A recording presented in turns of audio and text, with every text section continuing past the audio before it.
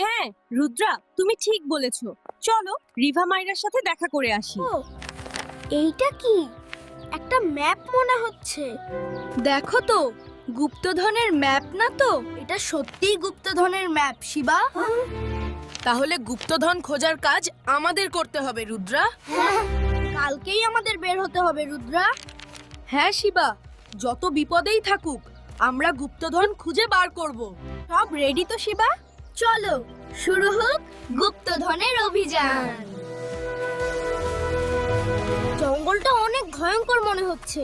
ভয় পেলে চলবে না, আমাদের ব্যাগগুলো এখানে রেখে যেতে হবে। মনে হচ্ছে প্রায় কাছাকাছি চলে আসছি, সাবধান থাকতে হবে। ঠিক বলেছো রুদ্রা, চলো আরেকটু সামনে যাই। এমন কালো নদী আগে কখনো দেখিনি, শিবা। অদ্ভুত ব্যাপার রুদ্রা, এই নদী তো অনেক ভয়ঙ্কর। কুমির আসছে, সাবধান শিবা।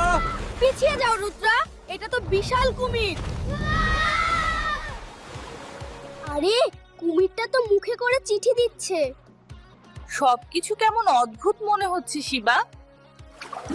চিঠিতে লেখা আছে, নদীর ওপারে পাহাড়ের গুহায় জাদুর পাথর আছে।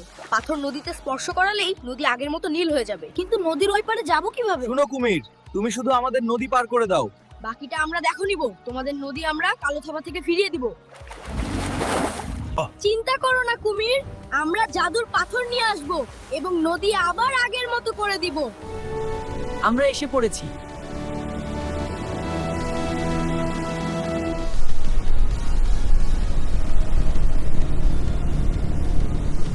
শিবা, গুহাটার কাছে তো পৌঁছে গেলাম।